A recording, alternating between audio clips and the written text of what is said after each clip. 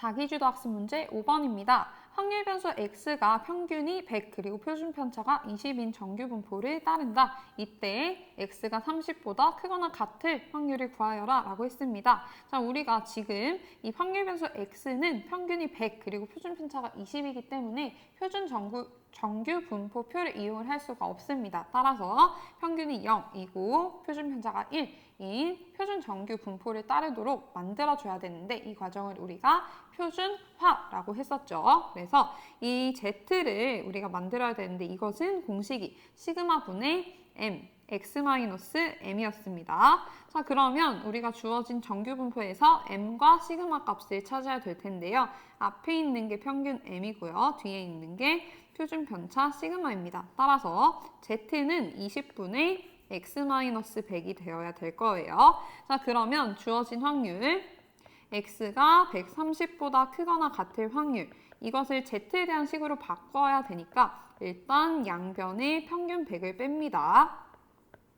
그 다음에 양변의 표준 편차 20으로 나눠주면 요 앞에 있는 것이 뭐가 되냐면 z가 되죠. 그러니까 식을 다시 쓰면 z가 바로 20분의 30, 즉 1.5보다 크거나 같을 확률을 구해라 라는 문제가 돼요.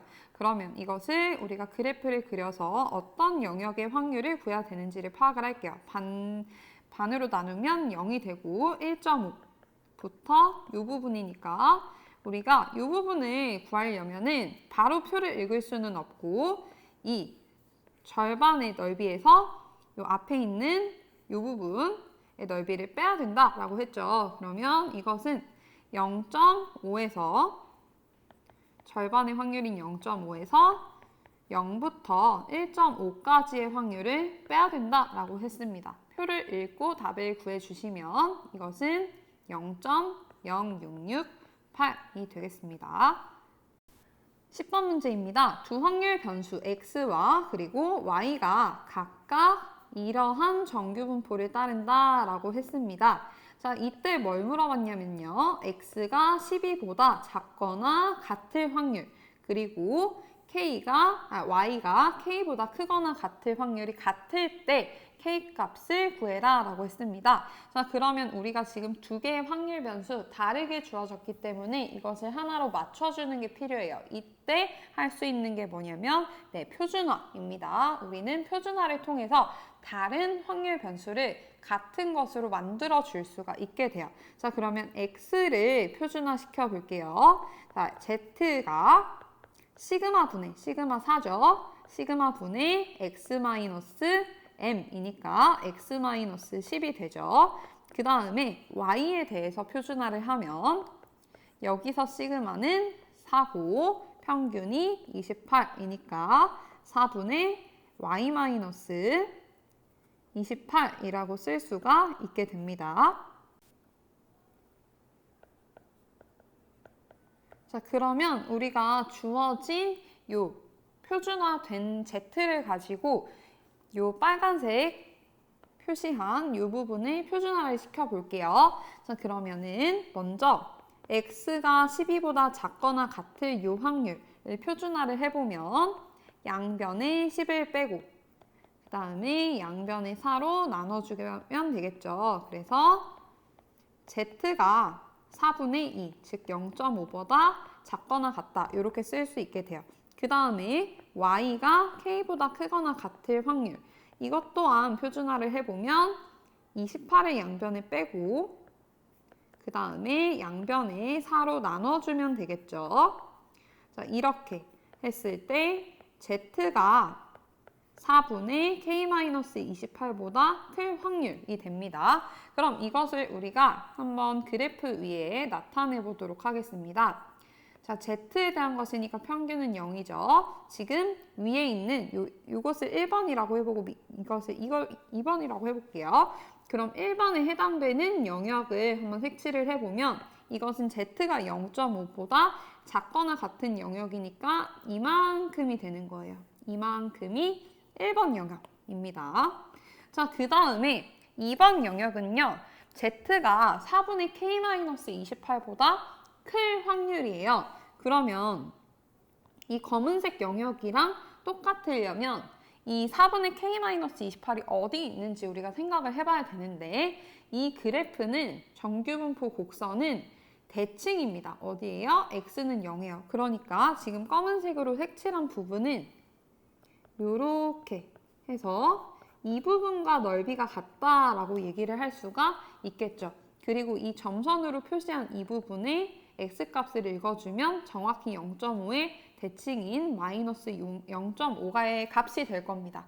그럼 이 파란색 부분의 영역을 우리가 확률로 표시를 했을 때 이 부분이 z가 마이너스 0.5보다 크거나 같을 확률이 되는 것이죠.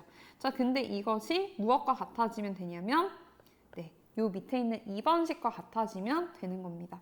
즉 4분의 K-28이 마이너스 0.5, 즉 마이너스 2분의 1과 같아지면 되는 거니까 K-28은 마이너스 2와 같다. 즉 K는 26과 같다라고 문제를 풀어줄 수가 있겠습니다.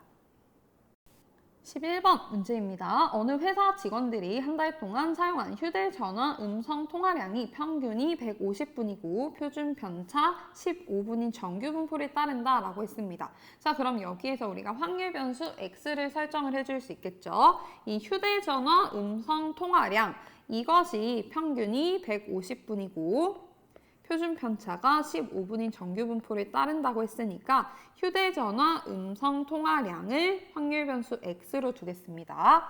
이 회사 직원들 중에서 임의로 택한 한 명이 한 달 동안 사용한 휴대전화 음성 통화량이 2시간 이상일 확률을 구해라. 즉 우리가 구해야 되는 건 무엇이냐면 휴대전화 음성 통화량 x가 2 이상이 아니라 2시간이니까 우리는 분으로 바꿔줘야겠죠? 즉 60을 곱해서 120 이상일 확률을 구해라. 이렇게 되는 겁니다. 그럼 여기에서 표준화 작업이 필요하겠죠? Z는 시그마 분의 x-m이라고 했으니까 양변에 150을 빼고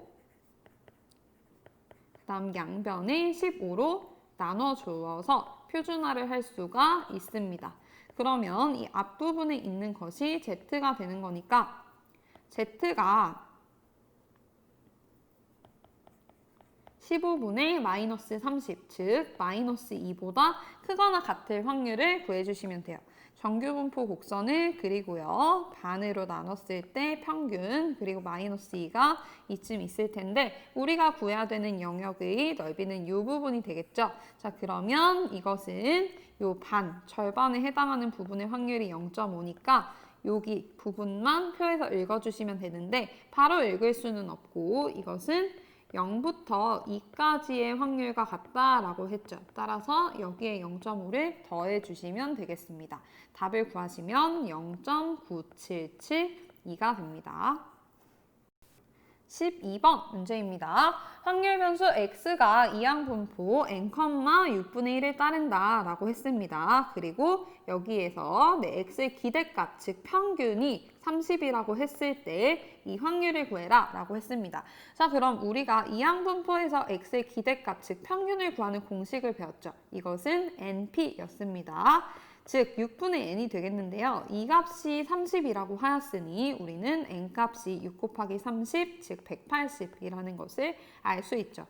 그럼 우리가 구해야 되는 것은 12분의 180보다는 x가 크거나 같고 6분의 180보다는 작거나 같다. 즉 x가 15보다는 크거나 같고 30보다는 작거나 같을 확률을 구하는 게 됩니다. 자, 그럼 여기에서 x가 이렇게 되니까 이항분포만 가지고는 확률 질량 함수에다가 식을 막 대입해서 풀 수밖에 없다고 했죠.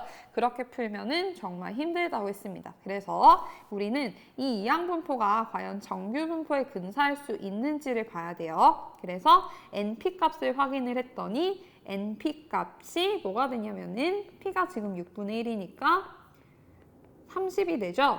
그럼 5보다 크니까 이 확률 변수 X는 NP값, 즉 평균이 30인 정규분포를 따르겠구나 라고 쓸 수 있어요. 그 다음 이 뒤에는 NPQ가 들어간다고 했는데요. 이 NPQ는 NP30에다가 Q가 지금 6분의 5죠. 그래서 25가 된다는 걸 알 수 있어요.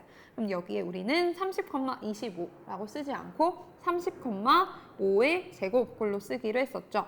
그럼 여기 우리 확률 변수 x가 평균이 30이고 표준 편차가 5인 정규 분포를 따른다라고 할 수 있으니까 여기에서 우리가 주어진 확률을 구하기 위해서 표준화가 필요하다라는 걸 생각을 할 수 있어요. 자, z는 시그마 분의 x-30이라고 했습니다. 자, 그러니까 우리는 양변에 30을 빼줄 수 있죠. 양변에 30을 뺍니다.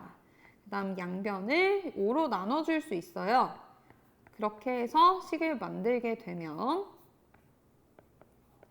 5분의 마이너스 15, 즉 마이너스 3보다는 크거나 같고 z가 5분의 0, 0보다는 작거나 같아. 이렇게 됩니다. 그럼 정규분포 곡선을 그렸을 때 마이너스 3부터 0까지의 확률이니까 이것은 0부터 3까지의 확률과 같다라고 했었죠. 그래서 표에서 값을 읽어주게 되면 0.4987이 되겠습니다.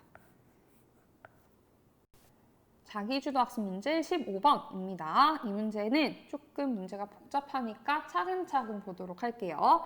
실험자가 깨어있는 상태에서 측정한 휴식기 심장 박동수가 분당 60회 이하이면 섬액, 분당 100회 이상이면 빈맥이라고 했습니다. 자, 여기서 끊고 어느 대학교의 건강검진에서 학생들의 휴식기 심장 박동수가 평균이 80 그리고 표준편차가 10회인 정규분포를 따른다라고 했습니다.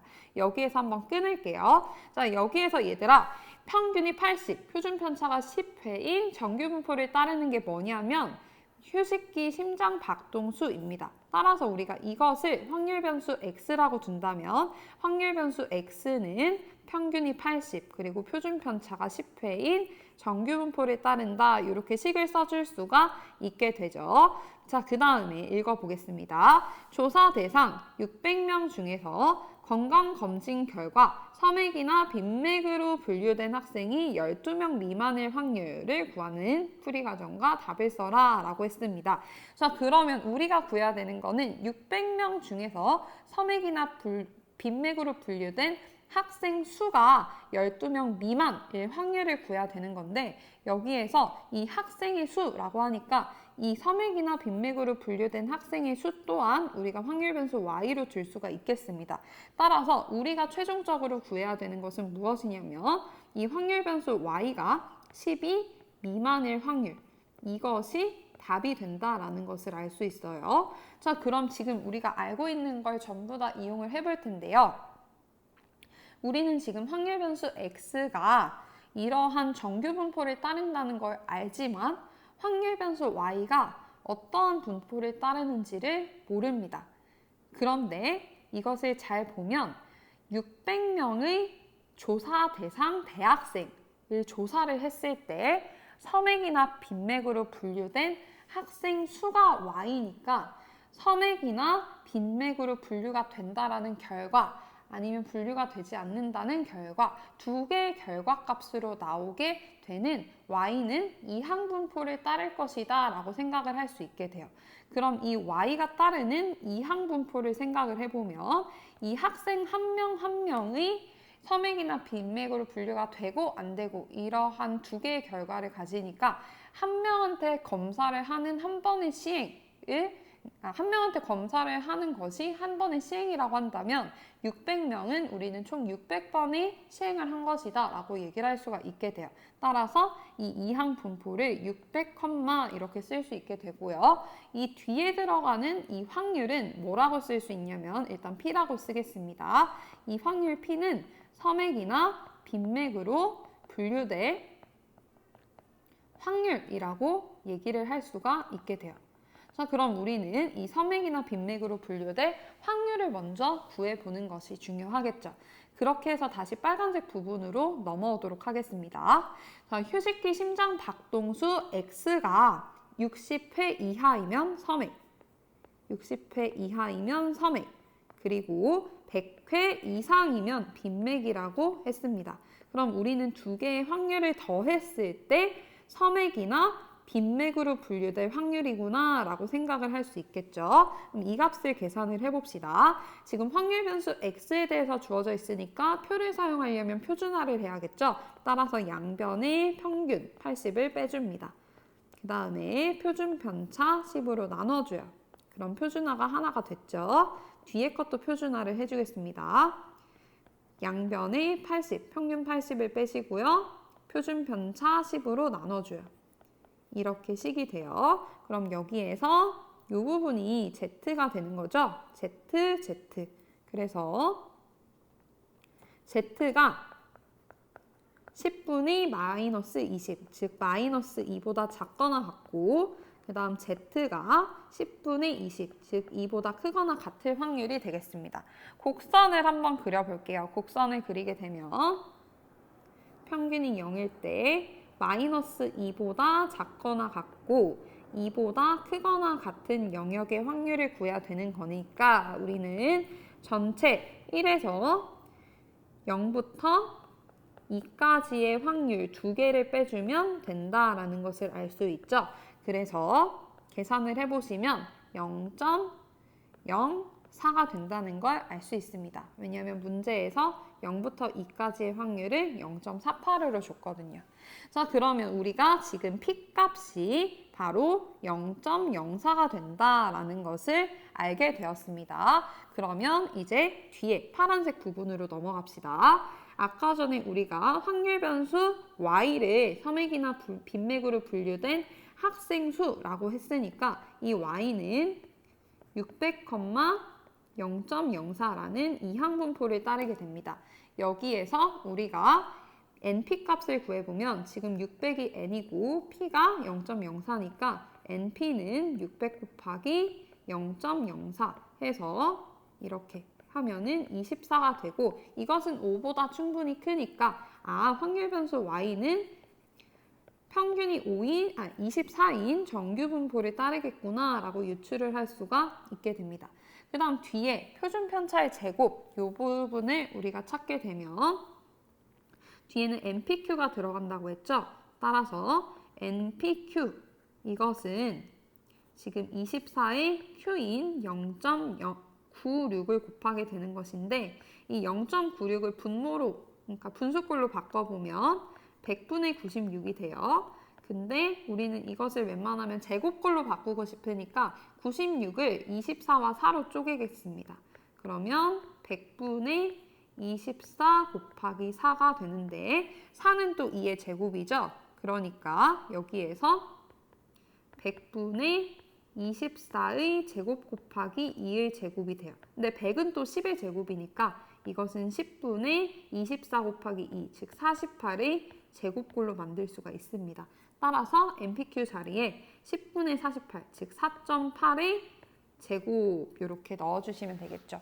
우리가 이제 최종적으로 마지막으로 구해야 될 이 y가 12보다 작을 확률 이것을 구하기 위해서 마지막 표준화를 해주겠습니다.